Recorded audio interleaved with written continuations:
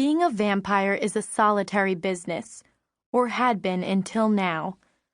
For months I lived in seclusion behind the walls of Grimm Manor. I secretly watched the world from the shadows of Morgloom Woods. I spied on unsuspecting neighbors, studied the comings and goings of innocent children at play up and down the tree-lined sidewalks of Cherry Street.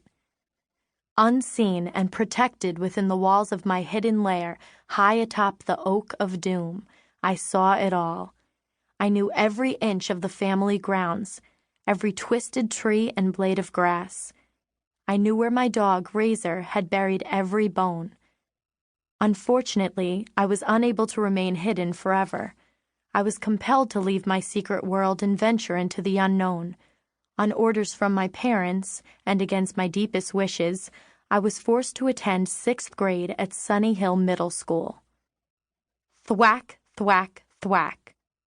Mr. Dumlock, horrible and fat, stood at the front of the classroom and whacked his ruler against the top of his desk. It was my first morning. The mob of kids ceased shouting, brought their annoying laughter to an abrupt halt, and turned a roomful of curious eyes to stare. How ridiculous they looked. I stood alongside the cologne-soaked teacher and tried my best not to breathe. What did he do, bathe in the stuff?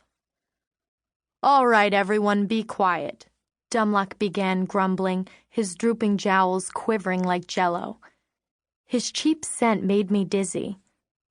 "We have a new student joining us today. This is Stephanie."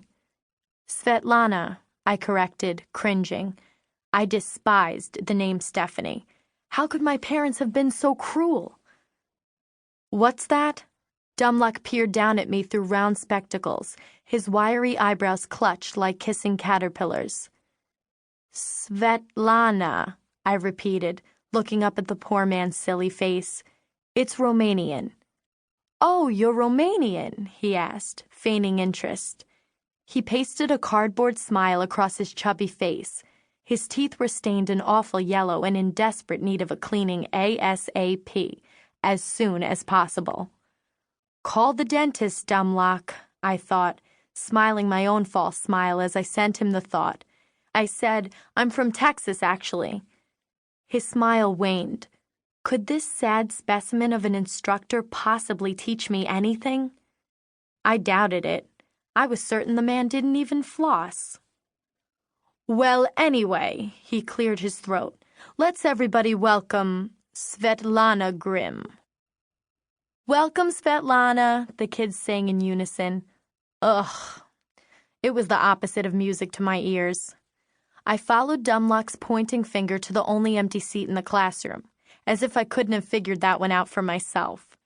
I passed through the whispers and stares and slid my stack of newly issued textbooks beneath the desk, all but world history, which I needed for this, the first class of what was certain to be a very, very long day. The girl seated at the desk in front of me turned and told me her name was Sandy Cross. "I've seen you," she said. "You live on Cherry Street next to the Bone Lady." What? How did this mischievous minx know me? The Bone Lady? She must have meant Lenora Bones, the skeletal old woman who had recently moved into the brick house next door. I'd read the name on the mailbox in front of the house during one of my clandestine explorations of the neighborhood. I wrinkled my nose at the annoying girl's bubblegum breath. Did she chew gum for breakfast? And what was with her crazy hair? It looked as if someone had replaced her real hair with a wig of blonde yarn and then jammed her fingers into an electrical outlet. I could hardly see beyond the mass of frizz to dumpy Dumlock sitting before the classroom, following his finger as he read down the roll. Sandy Cross went on.